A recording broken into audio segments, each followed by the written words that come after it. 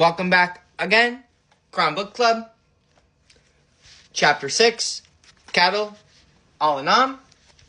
I want to speak about one verse that really personally stood out to me. All big global conversations and everything else aside, this is probably a smaller verse, maybe to people who practice Islam, but this really stood out to me because this is something that I believed before I opened up this book. So to me, the fact that it was in here kind of really stuck with me because I've always believed this, and people look at me like I'm crazy for believing this. Chapter 6, verse 38, my Quran has it titled as the Animal Kingdom. All living beings roaming this earth and winged birds soaring in the sky are communities like yourselves. Communities like yourselves. We have left nothing out of the record. Then to their Lord they will be gathered all together. I have always said, and I will believe this until the day I die, that I believe that nobody is above anybody. I personally do not think I'm above any other human being on this earth, whether it be religion, whether it be race, whether it be economic class, whether it be quite literally anything. I do not believe that I am better or above anybody, okay? Now, I take it to another level. I don't think I'm any better than an ant. I don't think I'm any better than a monkey. I don't think I'm any better than a shrimp. I don't think I'm any better than a tiger. I don't think I'm any better. I think that every creature on this earth lives a completely different life than everybody else even is aware of. I could never live the life of an ant, and the ant could... Actually, we're kind of similar to ants. I could never live the life of a shark, and a shark could never live the life of me. They are two completely opposite things. We all have our own role in our own ecosystems and societies. And we all work together with our own societies to help uplift our societies. Now, sharks, I guess they are like the apex predator. But, like, if you think about it, like an animal that's in between the food chain. And honestly, the thing is, I could take out a shark and a shark could take out me. That's what I'm saying. We are equals to me. A shark could rip me up limb from limb, and I could kill a shark, right? I could squash on an ant, and a horde of fire ants could eat me alive. I don't think anybody is better than anybody. I don't think that us as humans, I don't think that we're a more developed species than animals just because we walk and talk and we read books. I've seen videos of ants. This is like getting crazy off topic, but to me it's not. I have seen videos of ants and videos of they got like a group of like 50 ants and a group of like 50 people, and they had them do the same task, which was getting up a long bar through a maze. When I tell you, from the bird's eye view time lapse, the ants and the human beings made the exact same choices in the exact same order. The only difference, the ants did it faster. So that honestly really struck with me because I think that, yeah, I do think God made... What am I even talking about? What verse? Verse, I had to check my notes. Verse 38. Let me read it again. All living beings roaming the earth and winged birds soaring in the sky are communities like yourselves. Do not ever think that you are above anybody. I don't care who you are or what you believe in or what you think you know or what you think you have. You are never above anybody else or any other creature. In my opinion, to kill an ant to kill an ant for no reason in the street. Welcome back to Quran Book Club. We are still in Chapter 6, Cattle, Al-Anam.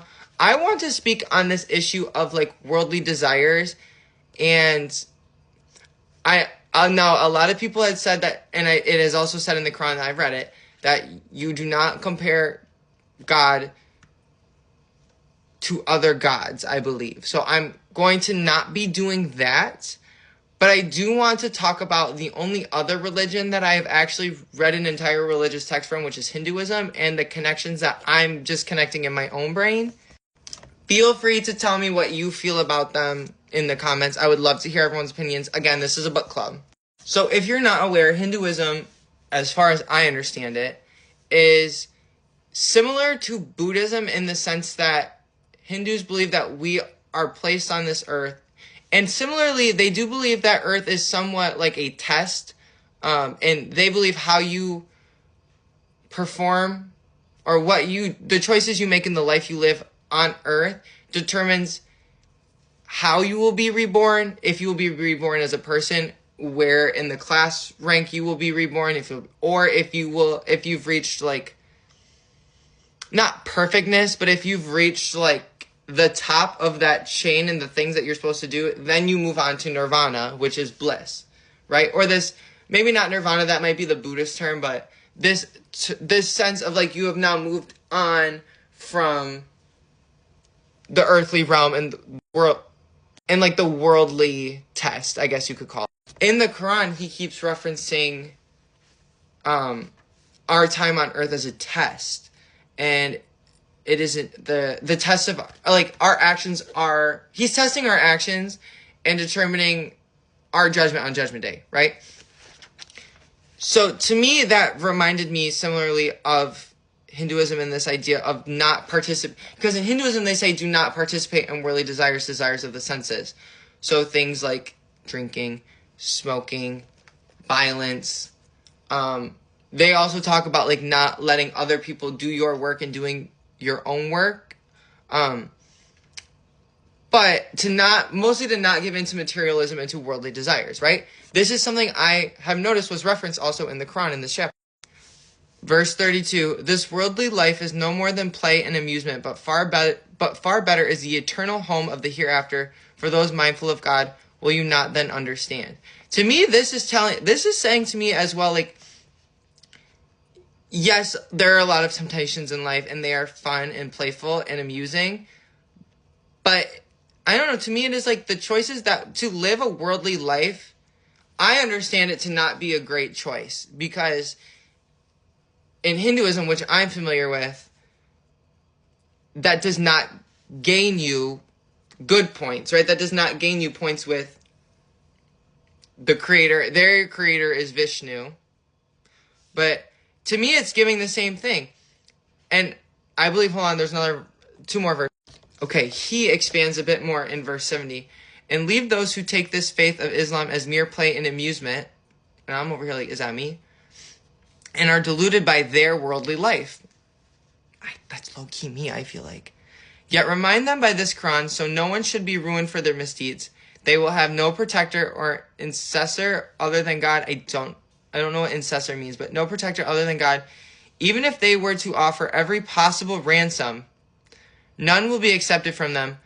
Those are the ones who will be ruined for their misdeeds. They will have a boiling drink and painful punishment for their disbelief. So to me, I'm not trying to compare gods, but to me, it just reminds me of the same concept in Hinduism that do not become deluded and involved in a worldly lifestyle, because that leads you farther from the end goal or from God or from truth, right? There is no leave those who take this faith of Islam as mere play and amusement. And I really hope that I am not taking this as play and amusement, because I don't mean to do that. But again, I'm reading this chapter, I'm like, am I a non-believer? And I'm like sitting here like, what do I need to do about that? Like, this book has me thinking, y'all. Welcome back, Quran Book Club. We are almost done with Chapter 6, Cattle Al-Anam. We are on verse 151 to 153. I just wanted to ask everyone's opinions on this, because this is listed in my Quran as God's commandments.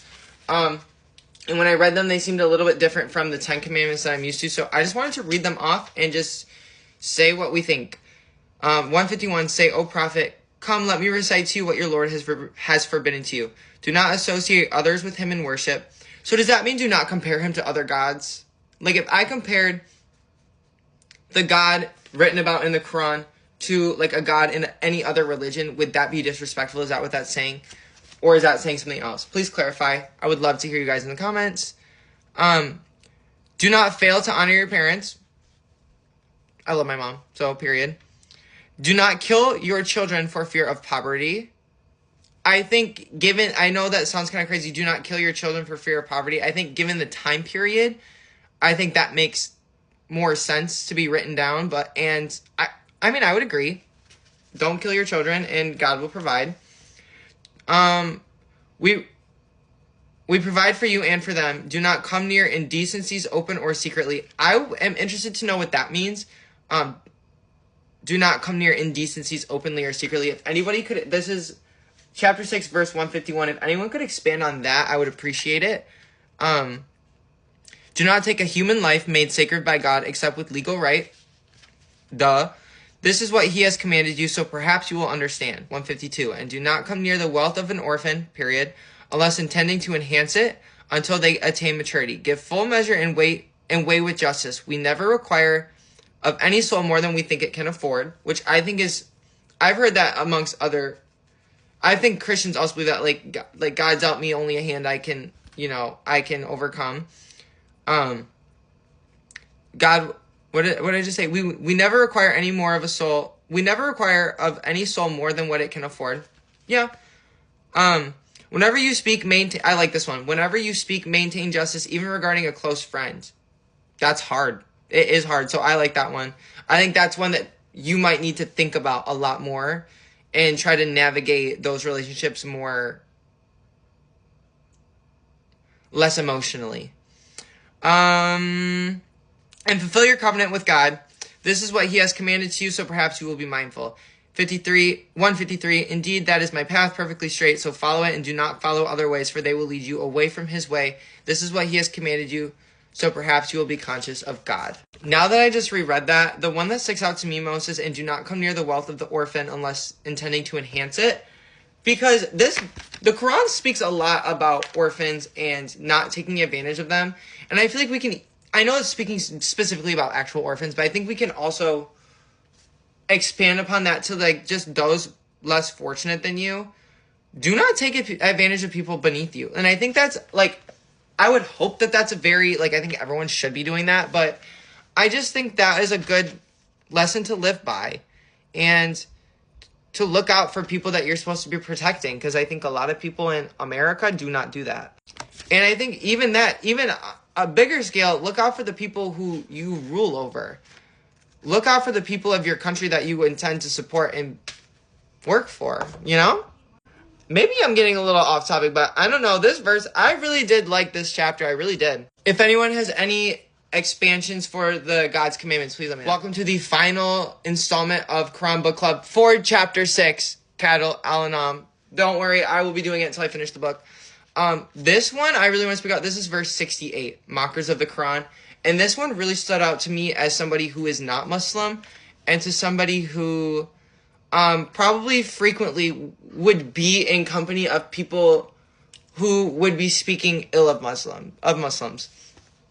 Just because I grew up in the country, okay? I did. So sometimes I have to go back to the country, you know? And I feel like a lot of people are very biased towards Muslims, and a lot of people are very hateful and bigoted without even knowing why towards Muslims. So this one really stuck out to me, and I feel like if I finish this book and I put it back on my bookshelf and I never pray and I never really think about it again, this one I'm going to incorporate into my daily life. I love this I love this verse. Chapter 6, verse 68. Mockers of the Quran. And when you come across those who ridicule our revelations, do not sit with them unless they engage in a different topic. Should Satan make you forget, this is holding me accountable. Should Satan make you forget, then once you remember, do not continue to sit with the wrongdoing people. Those mindful of God will not be accountable for those who ridicule it whatsoever. Their duty is to advise, so perhaps the ridiculers will abstain. I'm telling y'all, from now on, if I ever hear anybody speak ill of Islam, or the Quran, or any of y'all, I will be up and leaving. I will be walking away and sitting somewhere else, and I will make a big scene of it. And I will quote this to them. I think I'm actually going to write it down in my phone. I will quote this to them because I'm not tolerating it. Even if this is not my belief system, and even if I finish this book choosing not to believe fully in this entire book, I will not be tolerating. And I already don't tolerate hatred towards any group. But I love how it literally says, get up and leave them. Do not sit with them. You can't sit with us. I will be following that.